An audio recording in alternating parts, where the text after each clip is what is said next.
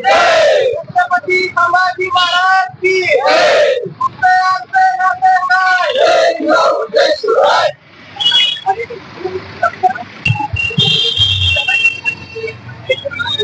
दोषींवर कारवाई झाली पाहिजे, दोषींवर कारवाई झाली पाहिजे।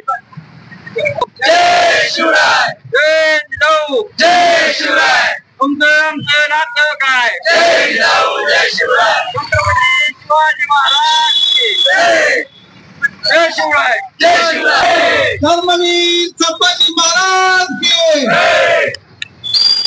दोषींवर कारवाई झाली पाहिजे, छत्रपती शिवाजी महाराजांच्या पुतळ्यांचा दोषींवर कारवाई झाली पाहिजे।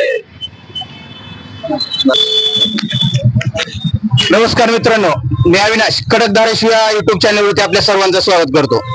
आज धाराशिव मध्ये शिवराज युवक सोहळा समितीच्या वतीनं आत्मक्लेश आमरण उपोषण चालू केलेलं आहे। तर आपण बघू शकता की शिवराज युवक सोहळा समिती व धाराशिव शहरातील शिवभक्त आज या उपोषणाच्या ठिकाणी उपस्थित आहेत। तर आपण थेट त्यांच्याकडूनच जाणून घेऊ हे उपोषण कशासाठी चालू केले त्यांनी आणि त्यांच्या मागण्या काय आहेत। नाव सांगा तुमचं। मी दत्तात्रय महादेव जावळे, शिवराज युवक सोहळा समितीचा तालुका सचिव आहे। माझ्यासोबत आमच्या समितीचे एकूण 5 सदस्य हे आमरण उपोषणासाठी बसलेले आहेत। छत्रपती शिवरायांचा जो पूर्णाकृती पुतळा होता त्याची विटंबना होऊन आज 10 दिवस झालेले असून देखील त्यांच्यावरती मालवण सोडून इतरत्र कुठेही गुन्हे नोंद करून घेतले जात नाहीत। आमची मागणी 10 पहिल्या दिवशीच होती की छत्रपती शिवरायांच्या पुतळा दुर्घटनेसंदर्भात आमचा आनंदनगर पोलीस स्टेशनने गुन्हा नोंद करून घ्यावा, परंतु त्यांना वरिष्ठांचे आदेश आहेत की गुन्हा नोंद करता येत नाही। म्हणून आज आम्ही रास्त मार्गाने आणि न्याय मार्गाने मागणी मान्य करण्यासाठी या ठिकाणी बसलेलो आहेत। पुतळा अवमानासंदर्भात गुन्हा तर नोंद करून घेतलाच पाहिजे, परंतु जे आज दोषी मोकाट फिरत आहेत त्यांनी असं दाखवून दिलेलं आहे की मुंबई पोलीस जगातली 1 नंबरची पोलीस असून देखील जगातली 1 नंबरची पोलीस आहे, अशा पोलिसांना साधा आपट्यासारखा गुन्हेगार 10 दिवस झालं आज त्यांना सापडत नाही। याचा अर्थ याच्या पाठीमागे कुठेतरी राजाश्रय आहे।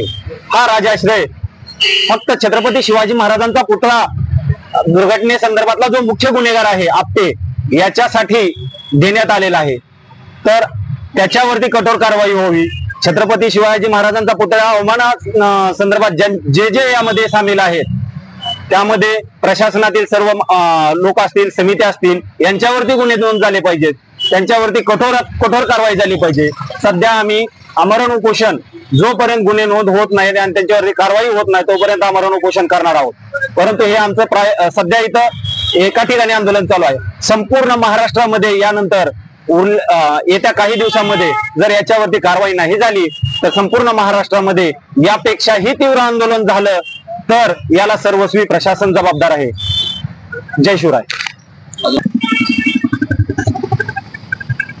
तर मित्रांनो, हे होते धाराशिवतील शिवभक्त यांची जी मागणी आहे ती सरकारपर्यंत पोहोचवण्याचा प्रयत्न आपल्या कडक धाराशिव या चॅनलवर तर आपण करूच आणि बघूया की सरकारला शिवभक्तांच्या भावना कळतात का आणि सरकार यावर विचार करून दोषीवर कठोर कारवाई करेल का। धन्यवाद मित्रांनो। जय शिवराय, जय शिवराय, जय शिवराय, जय शिवराय, जय शिवराय, जय शिवराय। दोषीवर कारवाई झाली पाहिजे, दोषीवर कारवाई झाली पाहिजे, हत्येला अटक झाली पाहिजे, हत्येला अटक झाली पाहिजे, दोषीवर कारवाई झाली पाहिजे। जय जिजाऊ, जय शिवराय। जर तुम्ही आमच्या कडक धाराशिव यूट्यूब चॅनलवरती नवीन असाल तर आत्ताच आमच्या कडक धाराशिव यूट्यूब चॅनलला सबस्क्राईब करा। धन्यवाद मित्रांनो।